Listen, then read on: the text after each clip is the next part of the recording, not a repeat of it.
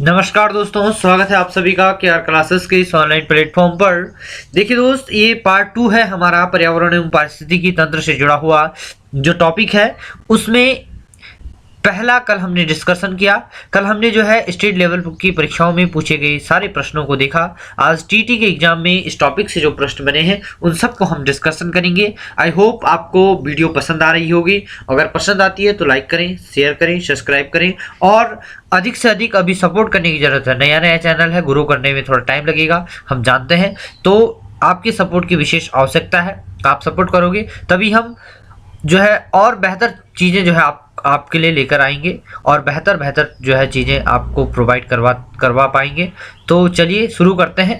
पहले प्रश्न से जो है बढ़ते हैं। पहला प्रश्न क्या कहता है, निम्न में से कौन सा जो जीवाणु है जल प्रदूषण के सूचक के रूप में काम करता है। किसके सूचक के रूप में? जल प्रदूषण के सूचक के रूप में कौन सा जीवाणु जो है काम आता है? तो जो जल प्रदूषण के सूचक के रूप में जो काम आता है उसका नाम क्या है? कॉलीफॉर्म। कॉलीफॉर्म कहिए या फिर इकोलाई। कहीं पर क्या लिखा रहता है? इकोलाई लिखा रहता है, इकोलाई। ठीक है, तो इकोलाई कहिए, कॉलीफॉर्म कहिए, एक ही जो है, दोनों एक ही है। ठीक है, अगले प्रश्न की ओर बढ़ते हैं। अगला प्रश्न क्या कहता है, कौन जैविक कारक नहीं है? तो जैविक कारक कौन नहीं है? हरे पेड़ पौधे जैविक कारक हैं, जंतु जैविक कारक हैं, सूक्ष्म जीव जैविक कारक हैं, लेकिन जो चट्टान है ये क्या है? जैविक कारक नहीं है। चट्टान क्या है? जैविक कारक नहीं है। क्लियर है? आगे बढ़ते हैं। ठीक है, पर्यावरण की परिभाषा क्या है? पर्यावरण की जो परिभाषा है क्या है? अबायोटिक एवं बायोटिक घटक, समुद्र तल के नीचे पृथ्वी पर वस्तुएं। ठीक है, समुद्र तल के नीचे पृथ्वी पर वस्तुएं, चीजें जो हमको घेरे रखती हैं और उपयुक्त में से कोई नहीं। तो जो पर्यावरण की जो वास्तविक परिभाषा है वो क्या है? अबायोटिक एवं बायोटिक घटक, अजैविक और जैविक घटक, ये क्या है? पर्यावरण की परिभाषा है। ठीक है, ठीक है, आगे बढ़ते हैं। क्लियर है? आई होप आपको समझ में आ रहा होगा। ठीक है, अगले प्रश्न की ओर बढ़ते हैं। अगला प्रश्न क्या कहता है? अगला प्रश्न कहता है, ठीक है, ये हो चुका है, इनमें से कौन मानव पर्यावरण का एक घटक नहीं है? इनमें से कौन एक मानव पर्यावरण का घटक नहीं है? देखिए, मानव क्या है? मानव पर्टिकुलर एक धर्म से होता है, समुदाय में रहता है, परिवार में रहता है, तो ये तीनों क्या हो गए? मानव पर्यावरण के अंग हो गए। जबकि भूमि क्या है? मानव पर्यावरण का अंग नहीं है। तो नहीं पूछ रहा है तो नहीं कौन होगा? भूमि होगा। तो इस प्रश्न का जो सही आंसर हो जाएगा वो क्या हो जाएगा? ए हो जाएगा। क्लियर है? आगे बढ़ते हैं। ठीक है, खाद्य श्रृंखला में ऊर्जा का प्रवाह कैसे होता है? देखिए, खाद्य श्रृंखला जो होती है उसमें जो ऊर्जा का प्रवाह होता है वो कैसे होता है? एक दिशा होता है, बहुदिशीय होता है, चक्रीय होता है या उभय दिशीय होते हैं? देखिए दोस्त, ये जो प्रश्न जो मैं आपको करवा रहा हूं ये कहीं ना कहीं किसी न किसी परीक्षा में पूछे गए हैं। ठीक है, कहीं ना कहीं किसी न किसी परीक्षा में पूछे गए हैं। तो प्रीवियस ईयर ये क्वेश्चन आप समझ सकते हैं। ठीक है ना, ये पक्का किसी न किसी एग्जाम में जो है ये प्रश्न आए हुए हैं। ठीक है, और खाद्य श्रृंखला में जो ऊर्जा का जो प्रवाह होता है वो कैसे होता है? बहुदिशीय होता है, एक दिशीय होता है, चक्रीय होता है या उभय दिशीय होता है? तो कैसा होता है? एक दिशीय होता है। कैसा होता है? एक दिशीय, एक डायरेक्शन में चलता है। एक डायरेक्शन में कैसे चलता है? समझिए, जब सूर्य से जो है प्रकाश लेते हैं, मान लीजिए ये सन है, ठीक है, जब सूर्य से क्या है प्रकाश लेते हैं, कोई भी जीव जंतु जब सूर्य से प्रकाश लेते हैं, तो सूर्य से जब प्रकाश लेते हैं, जो सपोषी जीव होते हैं, जो प्रकाश संश्लेषण की क्रियाएं करते हैं, पौधे, हरे पेड़ पौधे, तो वो क्या करते हैं, यहाँ से ऊर्जा इनमें आती है सनलाइट से। सनलाइट से ऊर्जा जब अगले पोषक स्तर तक जाती है तो एक चक्रीय है ये ऊर्जा। ठीक है, अगले पोषक स्तर से अगले पोषक स्तर में, अगले पोषक स्तर से अगले पोषक स्तर में। हालांकि इसमें क्या है, 10% की क्या आती रहती है? कमी आती रहती है। हर बार जो है 10% ऊर्जा ही अगली बार अगली पीढ़ी तक जा सकती है। अगर 100% एनर्जी सन से आ रही है, अगर 100% एनर्जी सन से आ रही है, तो अगर हरे पेड़ पौधे 100% ऊर्जा को क्या कर रहे हैं? एब्जॉर्ब कर रहे हैं, तो अगला जो पोषक स्तर होगा वो केवल और केवल 10% ही जा पाएगा। उसमें कितना जा पाएगा? 10% ही ऊर्जा जा पाएगी। ऊर्जा का प्रभाव इस प्रकार से एक चक्रीय होता है। क्लियर है? आगे बढ़ते हैं। निम्नलिखित में से कौन द्वितीय श्रेणी का उपभोक्ता है? यहाँ पर प्रश्न बन रहा है कि कौन जो है द्वितीय श्रेणी का उपभोक्ता है। अब देखिए, ध्यान दीजिए, प्राथमिक श्रेणी के जो उपभोक्ता होते हैं वो कैसे होते हैं? शाकाहारी होते हैं। ये बात हमको पता है। प्राथमिक श्रेणी के जो उपभोक्ता होते हैं वो कैसे होते हैं? शाकाहारी होते हैं। तो प्राथमिक श्रेणी का उपभोक्ता कौन है? हाथी है। कौन है? हाथी है। और बकरी क्या है? प्राथमिक श्रेणी का उपभोक्ता है। लेकिन अब देखिए, दो क्वेश्चन तो हम दो आंसर तो हमने एलिमिनेट के माध्यम से अलग कर दिए। अब बचे हमारे पास सांप और शेर। ठीक है, सांप और शेर। शेर किसको खाता है? हिरन को खाता है। और शेर को कौन खा रहा है? कोई नहीं खा रहा है। लेकिन जो सांप है, सांप को कौन खा रहा है? मोर खा रहा है। कौन खा रहा है? मोर खा पा रहा है सांप को। कौन खा रहा है? मोर जो है सांप को खा रहा है। ठीक है, मोर क्या है? सांप को खा रहा है। ठीक है, तो जब मोर सांप को खा रहा है तो जो ये सांप है यही क्या होगा? द्वितीय श्रेणी का उपभोक्ता होगा। क्लियर है?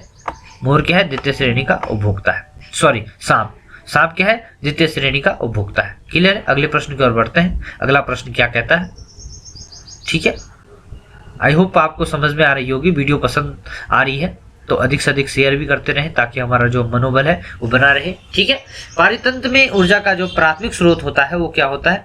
बिल्कुल बेसिक सा क्वेश्चन है, बहुत बार पूछा गया है और बहुत बार हम जो है डिस्कस भी कर चुके हैं। ठीक है, सूर्य का प्रकाश, सनलाइट। क्लियर है? आगे बढ़ते हैं। ह्यूमस के निर्माण में कौन सहायक है? ठीक है, ह्यूमस का जो निर्माण होता है, ठीक है, ह्यूमस के निर्माण में कौन सहायक होता है? उत्पाद होता है, अपघटक होता है, उपभोक्ता होता है, या इनमें से कोई नहीं होता है? तो जो ह्यूमस का जो निर्माण होता है, ह्यूमस का जो निर्माण होता है वो किसके द्वारा होता है? अपघटक के द्वारा। ठीक है, ह्यूमस कब बनता है? जो जैविक अपघटक होता है, जब जैविक चीजें क्या हो जाती है? अपघटित हो जाती हैं, तो उसके बाद किसका निर्माण होता है? ह्यूमस का निर्माण होता है। ठीक है, ह्यूमस मतलब खाद का निर्माण। ठीक है, ह्यूमस मतलब खाद। क्लियर है? आगे बढ़ते हैं। निम्नलिखित में से जैविक घटक है। जैविक घटक क्या होगा इनमें से? देखिए, ये मृदा अजैविक घटक है, जल अजैविक घटक है, वायु अजैविक घटक है, तो जैविक घटक क्या होगा? पादप होगा। क्लियर है? आई होप समझ में आ रहा होगा। ठीक है, अगले प्रश्न की ओर बढ़ते हैं। अगला प्रश्न क्या कहता है? अगले प्रश्न की ओर बढ़ने से पहले हम एक बात आपको और बता दें, इसके साथ साथ पैरेलल में हमारी एनसीईआरटी की सीरीज भी चल रही है। एनसीईआरटी की जो सीरीज चल रही है हमारी, इसके पैरेलल चल रही है और वो कहीं ना कहीं वो बहुत ज़्यादा महत्वपूर्ण है। अगर आप वन दरोगा उत्तराखंड वन दरोगा की तैयारी कर रहे हो तो वो बहुत ज़्यादा इंपॉर्टेंट है। और साथ ही साथ अगर आप उस सीरीज को भी देखते हो तो यहाँ से आपकी तैयारी को जो है कहीं ना कहीं एक बल मिलेगा और जो परीक्षा में जो है आपको कहीं ना कहीं हेल्प करेगा। क्लियर है? अगले प्रश्न की ओर बढ़ते हैं। 10वां प्रश्न क्या कहता है? 10वां प्रश्न कहता है प्राकृतिक पर्यावरण के प्रमुख घटक हैं। प्राकृतिक जो पर्यावरण है उसके क्या घटक है? सभी जीव, बिल्कुल सभी जीव जो है प्राकृतिक पर्यावरण के घटक हैं। भू-आकृति कारक, बिल्कुल भू-आकृति कारक भी है, जलवायु कारक भी है, तो ये सभी जो है क्या है? प्राकृतिक पर्यावरण के घटक हैं। ठीक है, आगे अगले प्रश्न की ओर बढ़ते हैं। पारिस्थितिक तंत्र का उदाहरण है। पारिस्थितिक तंत्र का उदाहरण वायु, जल, मृदा, इनमें से कोई नहीं है बल्कि क्या है? तालाब है। क्लियर है? आगे बढ़ते हैं। निम्न में से कौन सा पर्यावरण के अध्ययन का घटक नहीं है? ठीक है, पर्यावरण के अध्ययन का घटक नहीं है। मानव, वायुमंडल, जलमंडल, सौरमंडल। देखिए, इसमें से कौन सा नहीं होगा? सौरमंडल नहीं होगा। सौरमंडल को जो हम पर्यावरण के अंतर्गत नहीं पढ़ते हैं। ठीक है, जबकि वायुमंडल को पढ़ते हैं, जलमंडल को पढ़ते हैं, मानव को पढ़ते हैं। ठीक है, मानव को भी क्या है? पर्यावरण के अंतर्गत पढ़ते हैं। लेकिन जो सौरमंडल है उसको हम बिल्कुल भी उसके रूप में नहीं देखते हैं। सौरमंडल को हम ज्योग्राफी में पढ़ते हैं और फिजिक्स में पढ़ते हैं। ठीक है, तो ये कहीं ना कहीं अलग विषय हो जाता है, लेकिन पर्यावरण अध्ययन का घटक नहीं है, तो कौन सा नहीं होगा? सौरमंडल नहीं होगा। ठीक है, अगले प्रश्न की ओर बढ़ते हैं। अगला प्रश्न क्या कहता है? प्राकृतिक एवं सामाजिक सांस्कृतिक पर्यावरण के बीच अंतःक्रिया का उदाहरण है। ठीक है, जो प्राकृतिक और सामाजिक सांस्कृतिक जो पर्यावरण है उसके बीच की जो अंतःक्रिया का उदाहरण है, वो अंतःक्रिया का उदाहरण क्या होगा? वनों की कटाई। ठीक है, जब कोई भी व्यक्ति सामाजिक और सांस्कृतिक रूप से जो है वनों के आसपास रहता है तो वनों की कटाई होना क्या है? स्वाभाविक है। कुछ मात्रा में वनों की जो है आवश्यकता होती है।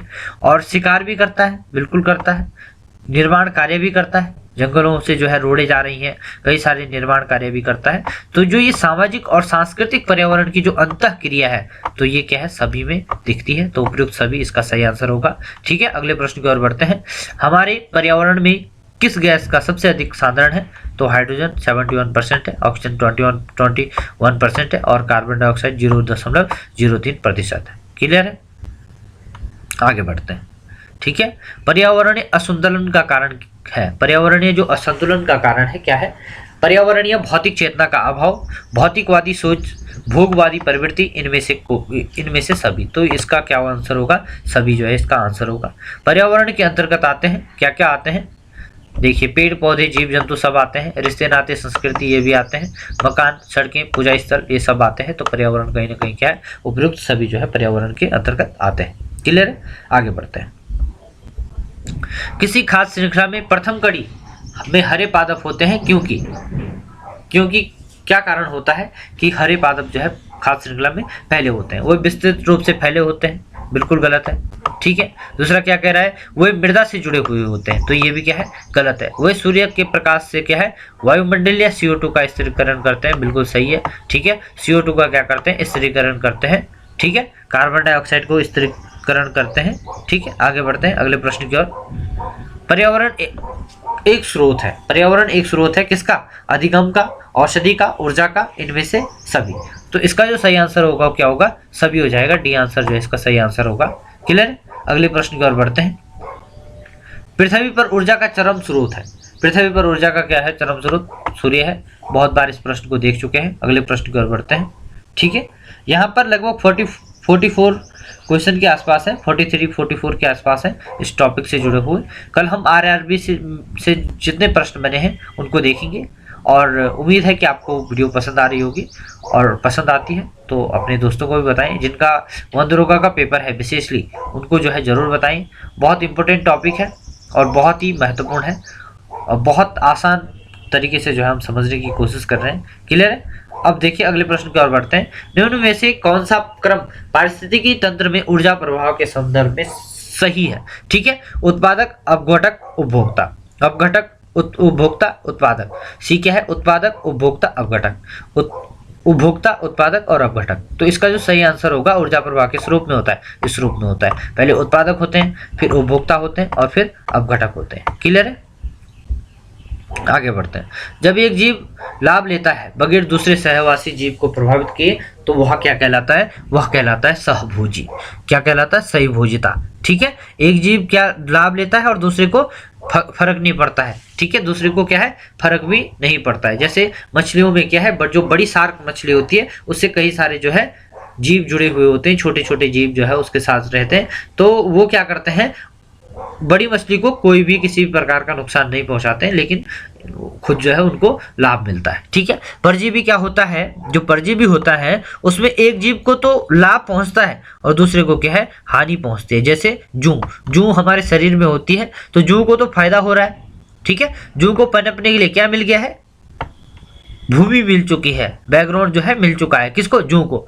और जू क्या कर रही है, जू क्या है, परजीवी है, जू को तो फायदा हो रहा है, लेकिन हमको क्या हो रहा है, घाटा हो रहा है। जोंक होती है, जोंक होती है, जोंक क्या है, हमारा खून चूसती है कि नहीं, खून चूसती है, और जोंक को तो फायदा हो रहा है, लेकिन हमको क्या हो रहा है, घाटा हो रहा है। तो जोंक क्या है, परजीवी है, जू क्या है, परजीवी है। सहजीवी, सहजीवी का मतलब जो एक साथ रह रहे हैं और दोनों को क्या हो रहा है, लाभ हो रहा है। जैसे लाइकेन, जैसे क्या होता है, लाइकेन होता है। तो लाइकेन किसका उदाहरण है, सहजीविता का उदाहरण है, या सहजीवी जीव का उदाहरण है। मृतोपजीवी किसको कहते हैं, जो अपघटक होते हैं उनको क्या कहते हैं, मृतोपजीवी कहते हैं। क्लियर है।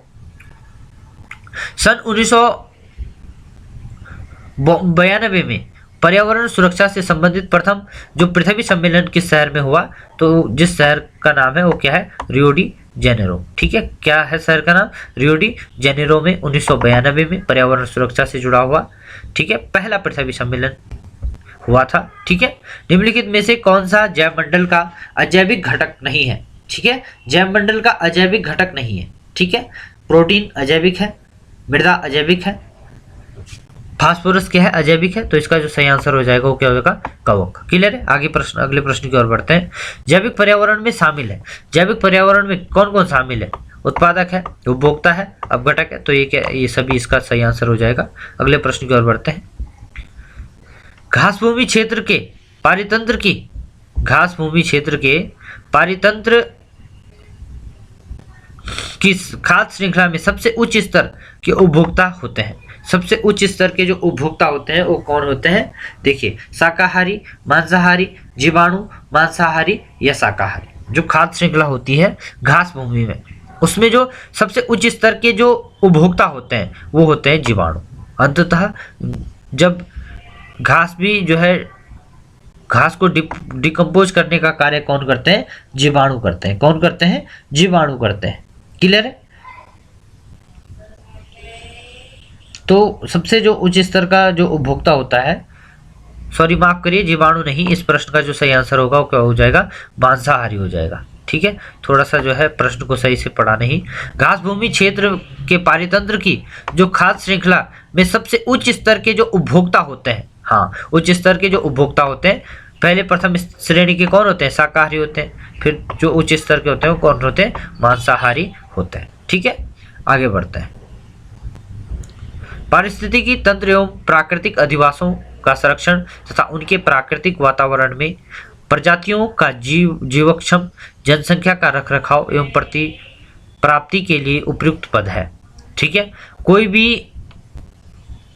पारिस्थितिक तंत्र में, ठीक है, उसकी जो प्रजाति और जनसंख्या का जो रखरखाव होता है, ठीक है, प्राकृतिक अधिवासों में, तो उस प्रकार के जो अधिवास होता है उसको क्या कहते हैं? क्रोड़ संरक्षण कहते हैं, स्वस्थानीय संरक्षण कहते हैं, अपस्थानीय संरक्षण कहते हैं, या परिधीय संरक्षण कहते हैं। तो इस प्रकार की जो चीजें होती हैं उसको क्या कहते हैं? स्वस्थानीय संरक्षण। ठीक है, इन सिटू जिसको कहते हैं, ठीक है, इसको क्या कहते हैं? स्वस्थानीय संरक्षण के नाम से जाना जाता है। ठीक है, 10% ऊर्जा का नियम कौन देता है? तो ये देते हैं आपके लिंडमान। ठीक है, 10% ऊर्जा का मतलब हम पहले ही समझ चुके हैं, जो ऊर्जा स्तर होता है, अगले स्तर में जब ऊर्जा जाती है एक पोषक स्तर से दूसरे पोषक स्तर में जाती है, तो ऊर्जा क्या है? केवल 10% ही ऊर्जा जो है अगले पोषक स्तर में जा पाती है, 100 खुद जो है ऑब्जर्व हो जाती है। लगभग 90% ऊर्जा जो है एक पोषक स्तर को चाहिए होता है, और दूसरा क्या है? दूसरे पोषक स्तर को जो है केवल और केवल जो है 10% ऊर्जा ही जा पाती है। क्लियर है, आगे बढ़ते हैं। पर्यावरण संरक्षण अधिनियम किस वर्ष जो है पारित हुआ? तो 1986 में पर्यावरण संरक्षण अधिनियम जो है पारित हुआ। यहां से भी आपको प्रश्न बन सकता है कि पर्यावरण संरक्षण अधिनियम किस वर्ष पारित हुआ था? तो 1986 में। ठीक है, 1986 में क्या होता है? पर्यावरण संरक्षण अधिनियम जो है लागू होता है। क्लियर है, आगे बढ़ते हैं। ठीक है, चिपको आंदोलन के प्रणेता कौन है? चिपको आंदोलन के प्रणेता कौन है? सुंदरलाल बहुगुणा। ठीक है, कौन है? सुंदरलाल बहुगुणा। सुंदरलाल बहुगुणा क्या है? चिपको आंदोलन के प्रणेता है। जैविक समुदाय में प्राथमिक उपभोक्ता है। जैविक समुदाय में जो प्राथमिक जो उपभोक्ता है उसको क्या कहा जाता है? उसको कहा जाता है शाकाहारी। क्या कहा जाता है? शाकाहारी। जो जैविक समुदाय में जो प्राथमिक उपभोक्ता होता है उसको क्या कहा जाता है? शाकाहारी कहा जाता है। क्लियर है, ठीक है। सुश्री मेधा पाटेकर का संबंध किससे है? तो मेधा पाटेकर जी का संबंध किससे है? पर्यावरण संरक्षण से। किससे है? पर्यावरण संरक्षण से। क्लियर है, पर्यावरण संरक्षण से मेधा पाटेकर जी का संबंध है। ठीक है, अगले प्रश्न की ओर बढ़ते हैं। ये वाला प्रश्न हमने बहुत बार देख चुका है। ठीक है, ऊपर से हम शुरू करते हैं। ठीक है, अगले प्रश्न की ओर बढ़ते हैं। प्रश्न नंबर जो है 29। प्रश्न नंबर 29। ठीक है, भू पारिस्थितिकी तंत्र में ऊर्जा का क्या है? स्रोत सूर्य है। ठीक है, इस प्रश्न को छोड़ दीजिए, बहुत बार हो चुका है रिपीट।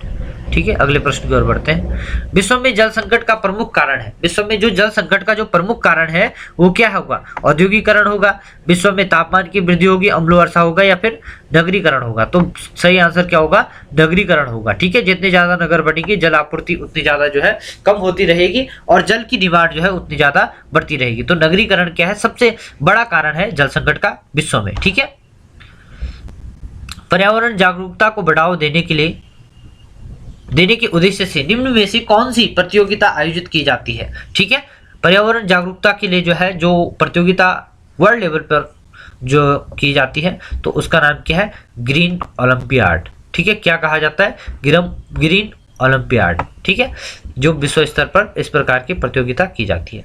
पर्यावरण एवं वन मंत्रालय भारत सरकार द्वारा पर्यावरण के क्षेत्र में दिए जाने वाला जो पुरस्कार है उसको क्या कहते हैं? वृक्ष मित्र पुरस्कार कहते हैं। क्या कहते हैं? वृक्ष मित्र पुरस्कार। वृक्ष मित्र पुरस्कार। ठीक है, अगले टॉपिक की ओर बढ़ते हैं। निम्नलिखित विकल्पों में से कौन से पर्यावरणीय मुद्दे हैं? कौन कौन से जो है पर्यावरणीय मुद्दे हैं? जल संरक्षण, कचरा निस्तारण और जनसंख्या वृद्धि, ये तीनों क्या है? पर्यावरणीय मुद्दे हैं। ठीक है, अगले प्रश्न की ओर बढ़ते हैं। पारिस्थितिकी तंत्र में ऊर्जा का प्रमुख स्रोत क्या है?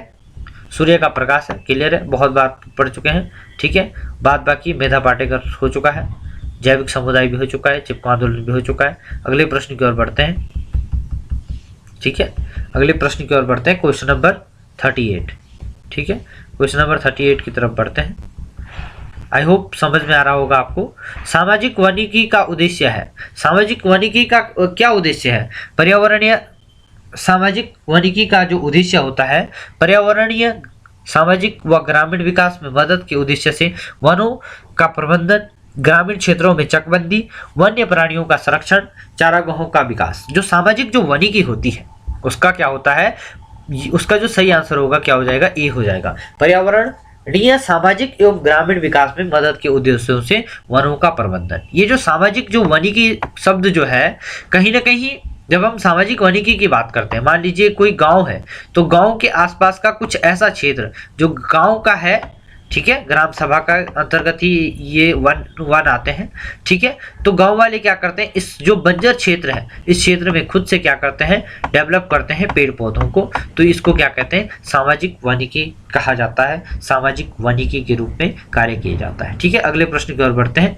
निम्न में से कौन सर्वाधिक उत्पादक पारिस्थितिकी तंत्र है, ठीक है। सर्वाधिक उत्पादक पारिस्थितिकी तंत्र है तो कौन सा होगा, जो उष्ण कटिबंधीय वर्षा वन है, ठीक है। उष्ण कटिबंधीय वर्षा वन जो होते हैं वो सर्वाधिक उत्पादक क्या है, तंत्र है, ठीक है। सब सर्वाधिक जैव विविधता भी इस क्षेत्र में पाई जाती है, हॉटस्पॉट भी इस क्षेत्र में पाए जाते हैं जैव विविधता से जुड़ा हुआ। जब हम जैव विविधता वाले टॉपिक पर डिस्कशन करेंगे वहां पर डिटेल तरीके से इस चीज को हम समझने की कोशिश करेंगे, कितने हॉटस्पॉट हैं, कहाँ कहाँ हैं, ठीक है, उस चीज को समझेंगे।